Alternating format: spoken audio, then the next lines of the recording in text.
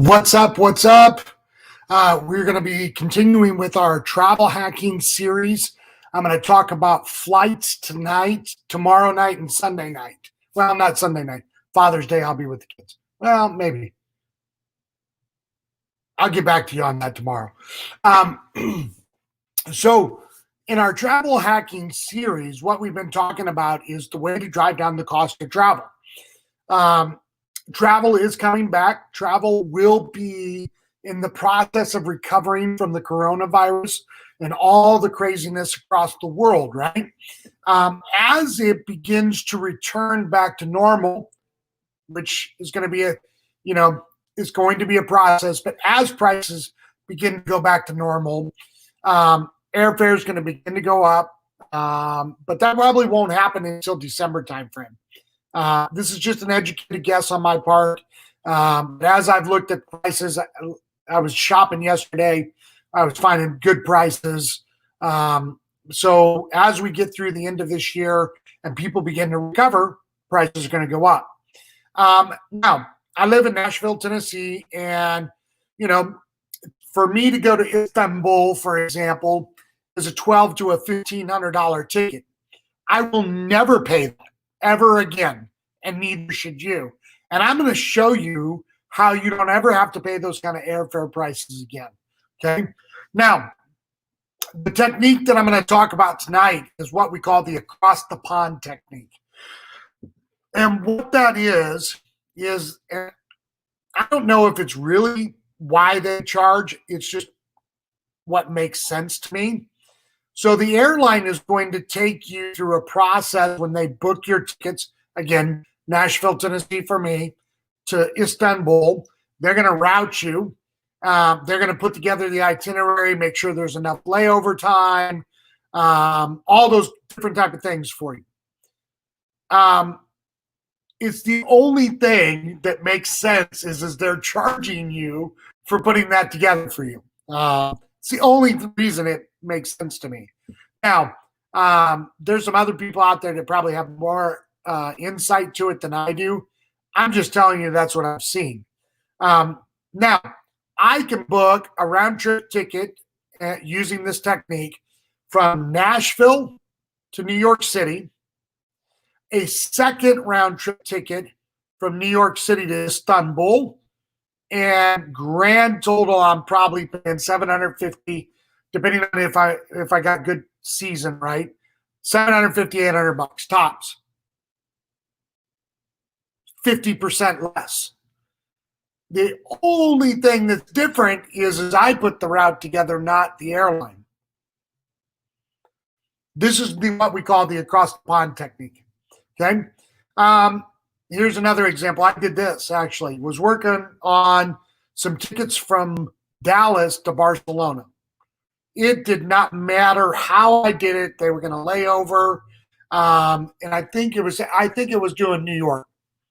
As I started really kind of playing with the ticket from Dallas to Barcelona, I found that the airfare time from Dallas to California and then to Barcelona was the same amount of time with the same amount of layover if they laid over in LAX, but it was $500 cheaper.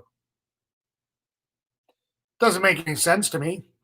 California is actually further away in my mind. I mean, I don't know. Maybe if you're going over and above and across the top of the United States, it's less.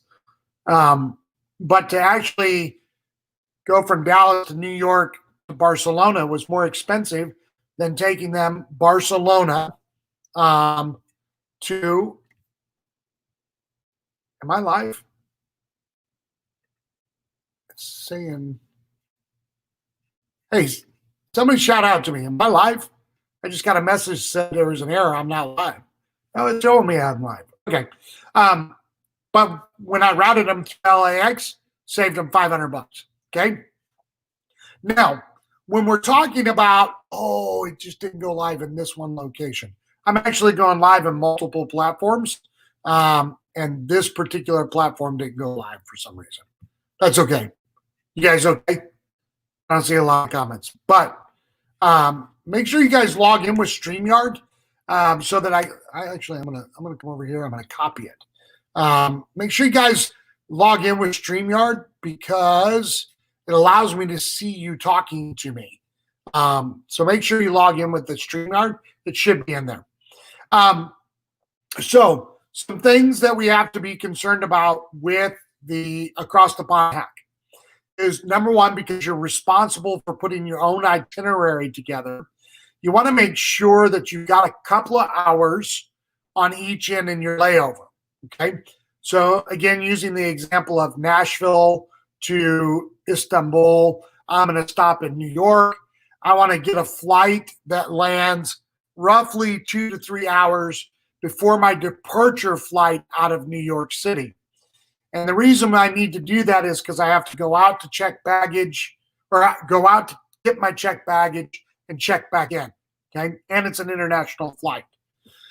You for sure need it on the way back because you have to clear customs, you have to do all that immigration stuff.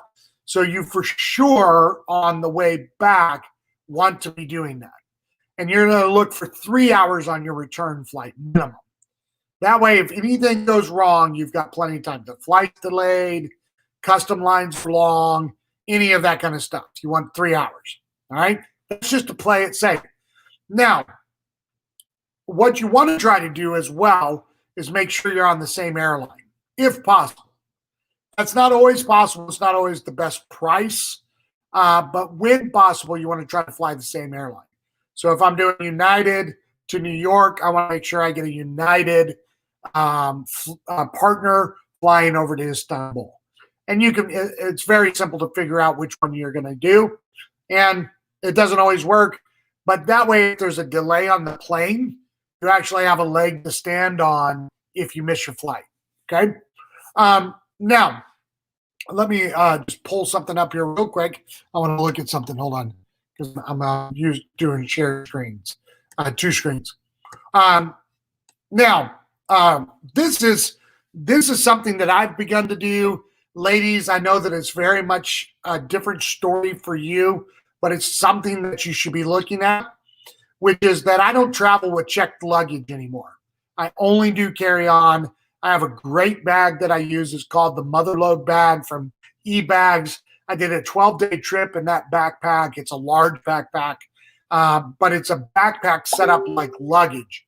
So you can actually pack like you're packing in a suitcase, but it's in a backpack. The reason why I do this is because it cuts down on my time and it cuts down on my expenses. I never have to pay checked baggage fees anymore, which I don't anyway now, but because I have rewards that allow me to not pay luggage.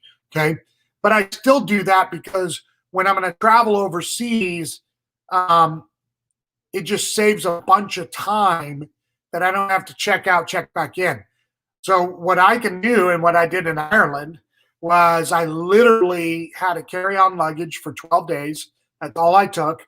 And as soon as I landed in Chicago, I just checked in for my next flight and then grabbed the tram and went over.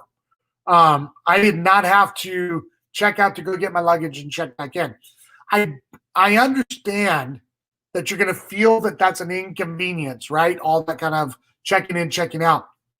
But the question is that roughly 30, 45 minutes of inconvenience worth $1,000, $2,000 to you? It is worth it to me, therefore I do it. And I utilize that across the pond hack. Okay. Now, again, let me just kind of explain it. The across the pond hack is that you're going to fly from your point of departure, whatever that city is, to your layover portion. And that layover portion is going to be one of these kind of airports. On the West Coast, we're talking about San Francisco, LAX, Seattle. Through the Midwest, we're going to be talking about Minneapolis, potentially, depending on where you're going. But most of the time, it's going to be Chicago, New York, IAD, sometimes Boston. Boston, I have found some really good deals from. Coming on down to Atlanta, Orlando, Miami, Tampa are all great airports for Europe. I've actually found tickets to Europe for $250 out of Tampa. Okay. Then we're going to slide on over. It's going to be Dallas, Houston, and those are going to be basically your layovers. Okay. Sometimes you get a couple of other ones that are a little bit smaller, but by and large, probably 90% of the time, those are your layovers. Okay. From your layover point, you're going to fly another round trip ticket from that location to your final destination. In reverse, then you're going to get it from your final destination to your layover point, from your layover point back to your point of origin. Okay. Now, tomorrow night, what I'm going to do is I'm going to talk about another technique that's really good when you're going to Europe, which is called the open jaw technique. Now, real quick, I'm going to finish up. If you have any questions about this across the pond technique, I want you to throw them in here, even if you've seen it before. But if you've got questions about how to make it work, just drop a comment. I'll hit it up. I'll respond tonight and let you know how to do that. Now, we're going to be going live for the next 2 weeks, and I'm going to be talking about everything from airfare to flights to cruises to rental cars, how you can save money with a big family, because I have a big family, to how you can travel solo and save money, right? So if you're interested in learning how you can save up to 80% off your travels, future travel, as travel becomes available to us, I just want you to drop an emoji, a travel emoji, and I'll hit you up with some additional information. I've got a couple of ebooks I'd love to give you. They're free, and they're just some of these principles that I've already written down into an ebook. All right, thanks for tuning in. I'll see you tomorrow night, and we're going to talk about the open jaw theory.